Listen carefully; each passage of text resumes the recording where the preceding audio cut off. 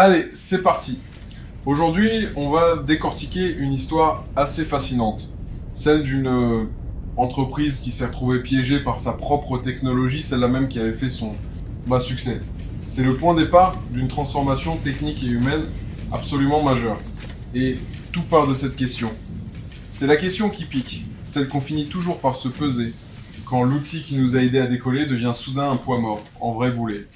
Quand innover devient un combat de tous les jours, on sait qu'il est temps de tout remettre sur la table. Dans toute bonne histoire, il faut un méchant, et le nôtre, le voici, le monolithe. C'est lui l'antagoniste de notre récit. L'architecture qui, un jour, a cessé d'être une solution pour devenir le problème numéro 1. Alors, un monolithe, c'est quoi ce truc? Eh bien, imaginez un énorme bloc de béton. Tout est mélangé, tout est figé à l'intérieur. Chaque composante est soudée aux autres. Et comme on va le voir, c'est précisément ça le cœur du problème. Ce fameux bloc de béton, il s'est très vite transformé en prison. Alors maintenant, rentrons dans le vif du sujet. Quelles étaient les conséquences très concrètes et souvent bien pénibles de cette architecture vieillissante? Voilà, on y est. Le souci principal, c'est que comme tout était lié, le plus petit changement, même un truc anodin, se transformait en chantier pharaonique.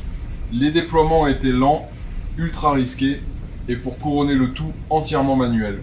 Et le résultat, il est brutal. 40% de latence en plus à chaque mise en production, c'est énorme.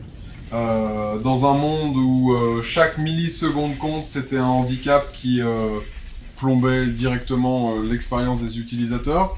Impossible de donner un petit coup de boost juste au service qui en avait besoin. Non, il fallait tout surdimensionner d'un coup. Un gaspillage de ressources juste monumental. Et puis, il y a le point qui fait vraiment froid dans le dos, la sécurité, les configurations par défaut, les scans de vulnérabilité inexistants.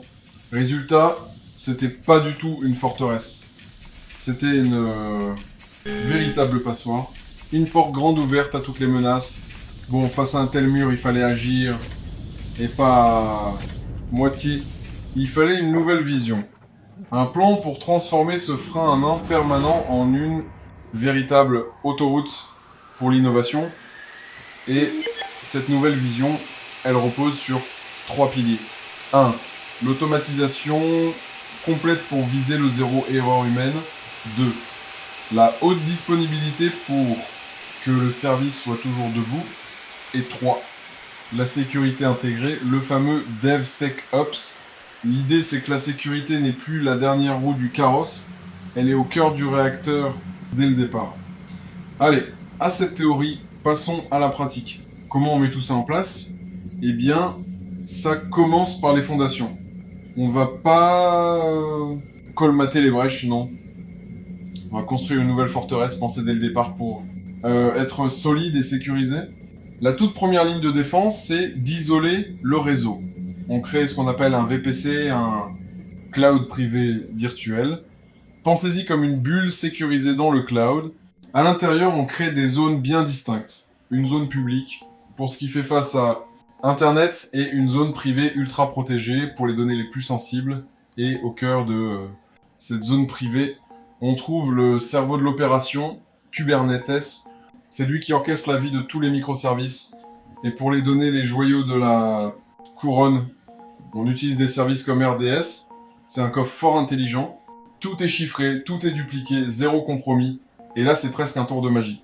Toute cette infrastructure n'est pas montée à la main, mais décrite sous forme de code. Et l'impact est immédiat. C'est spectaculaire. Créer un environnement complet, ce qui prenait 2 heures de travail manuel, se fait maintenant en 20 petites minutes, de façon totalement automatique. Ok, les fondations sont là. Elles sont solides. Maintenant, il faut le moteur.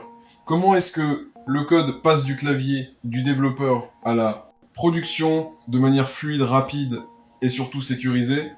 La réponse, le pipeline DevSecOps. Ce pipeline, c'est une sorte de chaîne d'assemblage entièrement automatisée. Le code est envoyé, le système le compile, le teste, et là arrive l'étape la plus importante. 1. Scan de sécurité impitoyable. Si la moindre faille est détectée, c'est non, tu ne passeras pas. C'est un gardien de but qui ne dort jamais. C'est bien beau tout ça. Mais à la fin, quels sont les résultats concrets? Est-ce que ça a vraiment fonctionné? Accrochez-vous parce que les chiffres parlent d'eux-mêmes. Premier chiffre, et pas des moindres, moins 4,25%. C'est la réduction du temps nécessaire pour déployer toute l'infrastructure. On passe de plusieurs heures à quelques minutes. Les erreurs de configuration qui tombent à zéro. L'amélioration est massive sur absolument tous les plans. Mais cette histoire, c'est pas qu'une question de chiffres, mais il y a une autre dimension tout aussi importante. C'est l'impact humain et culturel de cette transformation. Bien sûr, la sécurité est en béton armé. Le système encaisse les pics de charge sans sourciller. Mais le plus grand changement, c'est que les barrières entre les équipes sont tombées. Développeurs et opérationnels travaillent enfin main dans la main. Et ça libère une énergie créative incroyable. Et toute cette aventure nous amène à une dernière question, une question un peu vertigineuse. On vient de voir l'impact de cette philosophie sur un seul projet. Maintenant, imaginons une seconde ce que ça donnerait si on appliquait cette même approche à l'échelle de toute une entreprise. Là, on parlerait plus seulement d'une transformation technique, mais d'une véritable révolution culturelle.